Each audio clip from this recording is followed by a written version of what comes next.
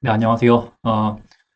미용실 권리금과 경업금지 약정에 대해서 오늘 한번 소개를 드리고자 영상을 촬영을 하게 되었습니다.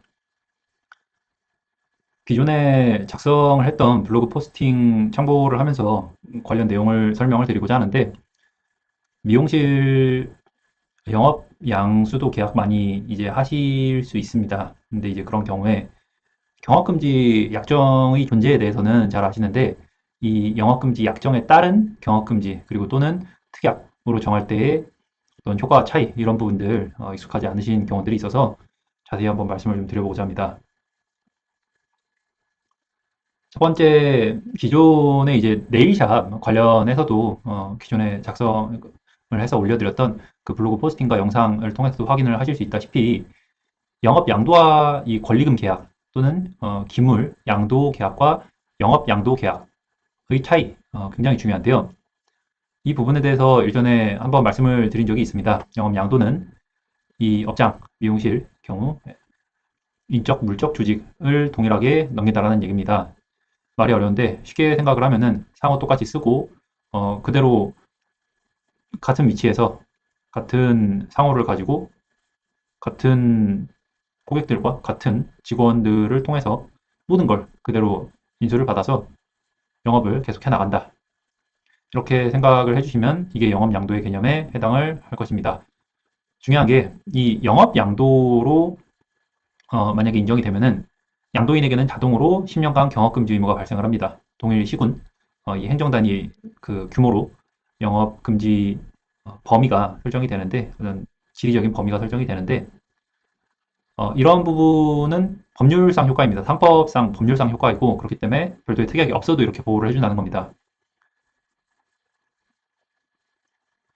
이제 기존에 작성을 했던 블로그 포스팅에 권리금 계약 부분만 이제 기재를 하였는데, 이 권리금 계약의 경우 뿐만이 아니라 기물 양도 계약, 즉 기존에 다른 사람이 하던 업장에 이 쓰던 물건들 그대로 다 받아가지고 오시는 계약에서도 이거는 이 상법상에서 보장을 해주는 영업 양도에 준하는 어떤 경업금지 약정 효과를 발생시키지 않습니다.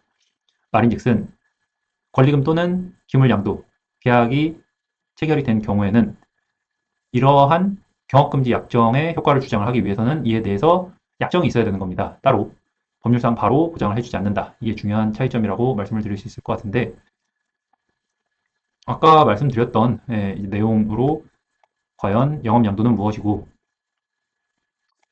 권리금 또는 기물양도 계약은 무엇인가에 대해서 판단 기준들을 안내를 드렸습니다. 요거 권리금 계약 관련해서 조금 보면 계약서에 권리금이라고만 적혀 있고 직원을 승계를 하지도 않았고 상호도 바꿨다. 아까 이제 말씀드렸던 내용인데, 이런 사유들 때문에 단순히 이 자리값, 권리금 계약이라고만 본 것입니다. 그래서 자동적으로 경업금지 의무가 적용이 되지 않는다라고, 자동적으로는 적용이 되지 않는다라고 판시를 했던 대전지방법원 서산지원 판결도 소개를 해드렸습니다. 계약서에 이제 표현들이 애매하게 써 있는 경우들이 있는데, 계약서에 만약에 그럼 권리 양도라고 써 있으면 이게 영업양도인지 권리금 계약인지 이제 분명치 않다라고 생각을 하실 수 있는데, 뭐 명칭보다 실질을 본다라고 이제 적어드렸는데, 어, 아까 말씀드렸던 그 예시들이 이 계약이 영업 양도 계약인지 권리금 계약인지 뭐 기물 양도 계약인지를 판가름을 하는 중요한 내용입니다.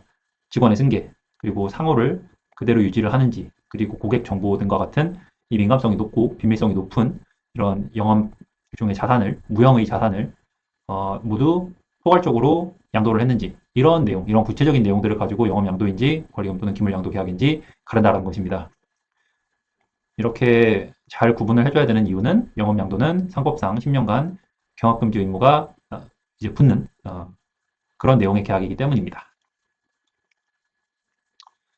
이런 내용, 10년간 경업금지 약정이 자동으로 적용이 된다는 내용은 생소하신 분들이 많이 계십니다. 경업금지 약정의 존재에 대해서는 들어보신 분들이 많이 계신데, 영업 양도에 해당을 하는 경우 자동으로 10년간 같은 시군 등에서 행정구역 내에서 어, 경업금지 약정이 자동으로 적용이 된다. 근데 이게 특약을 붙이면 없어진다라는 내용이 생각보다 아주 익숙한 내용이 아닙니다. 이게 그러다 보니까 이런 내용을 아시고 모르시고에 따라서 나중에 계약서한장 쓰시고 나서에 누리실 수 있는 법률적 권리 범위가 많이 다를 수가 있습니다. 그렇기 때문에 이거 나중에 가서 소송하시고 또 다투시고 이러지 마시고 이런 계약을 체결을 하시기 전에 계약서 검토 한번 받아보시는 게 나중에 소송 비용보다 훨씬 저렴하고 분쟁의 이례적 해결을 처음부터 도모를 할 수 있는 좋은 방법이라는 점 요거 꼭 기억을 해주시고 관련해서 검토 필요하시면 편하게 연락 부탁드리겠습니다.